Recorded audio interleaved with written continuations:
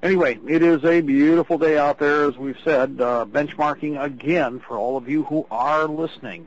It is the 28th of March, second year of occupation, 2010. And we have a lot of activity going on around the country, but I know that everybody's waiting for a sit rep and an evaluation. What's been going on for the last 40... Can you hear me? Correction, go ahead. All right, I have the initial sit rep report here in my hand, the form. Do you want me to read that on the air? Go right ahead. In fact, this is Edward with a PBN update from the, and this is the original report as it came in. Go ahead. Yeah, this report came from people who had firsthand information. They were on the scene. There's some of the people they detained that they released. First, the FBI, Homeland Security, the Joint Terrorism Task Force, and Washtenaw County Sheriff's Department were involved with raids around Michigan yesterday around 6:20 p.m. Eastern Standard Time. The site that we got the report from was the memorial service. It was taking place on Ellsworth Road in Ann Arbor. The report came from Lady Pitbull. Let's see. They raided the memorial service with the SWAT team guns drawn. They detained several members that were there for the service. They were asking questions. Has anyone made threats? Have you heard anyone make threats, etc.? They took R.D., Junior, Oz, Tina, and Mikey into custody. They released Ken, Wendy, Jarrett, Justin S., and another member who we're not giving the name out for that person at this time. Let's see, I believe that's it for the Michigan report. Then we had 3 reports that came in through mainstream media that we were able to link to this action. First was Channel 7. That report was about the raids that were taking place here in Michigan. In the Channel 7 report, they claim they picked 6 people up crossing the border from Ohio to Michigan. We've not been able to confirm that. We also have not been able to confirm who they are, if there was anybody picked up there. We also know that they were raiding Mikey's parents' house and Dave's house. We have 2 reports outside the state as well. Ohio, in Sandusky, there were raids conducted in that area. And in Chicago, just outside Chicago, Illinois, there were raids conducted there as well. Very good. Now, to update everybody, I've talked to most of the principals who were either in contact with or who were not detained for an extended period of time, but were detained. First of all, our biggest question is, who chose the warehouse as a location to have the meeting, the wake for the individual who just passed away?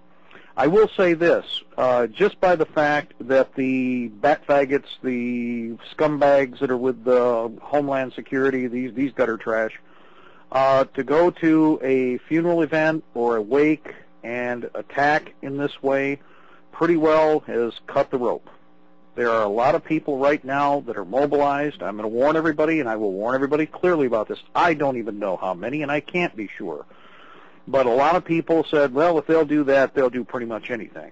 You figure they're going to, if they've gone to that extreme, that whoever it is that made this decision just sank their own boat.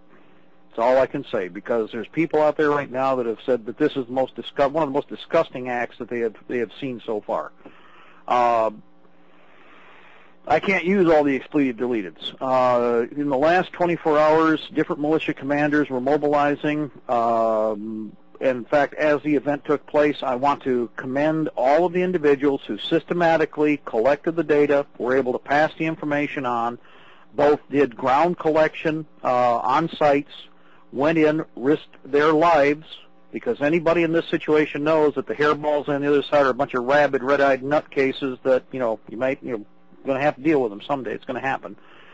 And the people went in, did their job, came back out, confirmed numbers. We had individuals who took photographs that with one unit took photographs of all of the Homeland Security units on the ground down in the the Adrian area. We had a number of different people who did their part to infiltrate and exfiltrate appropriately to do reconnaissance collection. communications as far as passing the information on. Several of the different communications nets and grids were lit up. Some of them had problems. This was not perfect, and we warned everybody about this. In some cases, people activated equipment that they found out did not work because they had not calibrated. What's the surprise there? What have we warned you over and over and over again about?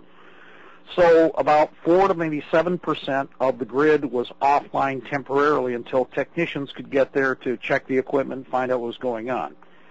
The militia formations that have responded that are in combat order of battle right now is the 6th Regimental Combat Team Colonial Marines out of Jackson, along with elements of the 4th Colonial Marines Regimental Combat Team.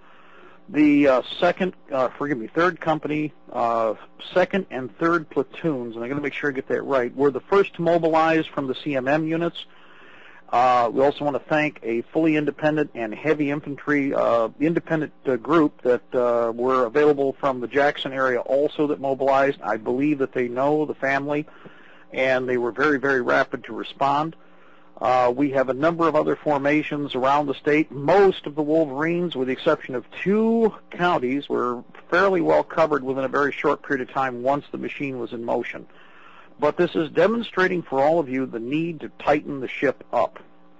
The action itself is an insult in general to decency. We know this. It's propaganda. The other part that I would point out, people, is, remember, we have covered this progressively through the Intel report.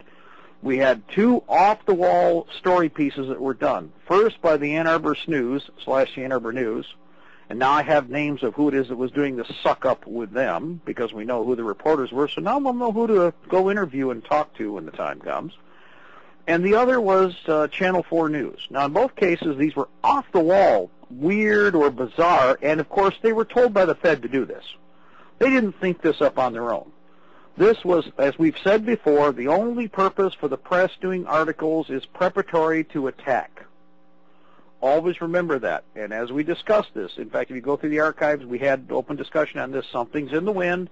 Everybody stay, pay attention and stay frosty. Well, again, it does not surprise us. Our enemy is completely predictable. Most important is that there was no confusion on this by the very fact that this random and very specific state/regional propaganda piece was done.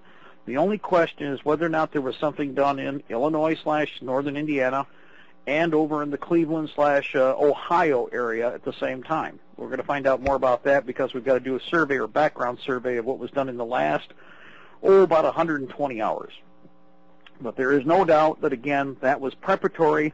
If you go to the Ann Arbor News, approximately, 3 days, going on 4 days ago now, you can read the article, and the whole thing is just, it doesn't make sense. It was off the wall. The Channel 4 piece was the same way with the, I don't know why they would do this, and it was all prompted by Southern Perversion Law, the ADL, and the Twisted Sisters there, along with, of course, coaching from the regime. So, again, you see a pattern. This will help you to flag and identify need for mobilization. Does everybody understand that? If something like this happens, remember, you can respond, not react, respond that much quicker. Another thing that we have to make everybody understand, there are many units out there in motion right now. They're on the expressway, although not many of them are lumped up. They know how to move tactically. So I have to warn everybody that we are still in a probable, or, well, let's say, put it this way, possible escalation of action. If the aggressor proceeds with anything, then chances are you're going to hear pop, pop, boom, boom on the horizon. Now, I'm going to warn you, we can't do anything to stop it. I've heard all this whining, oh, my goodness, oh, they're planning. You know what? Tell you what, watch and see what happens with their plan.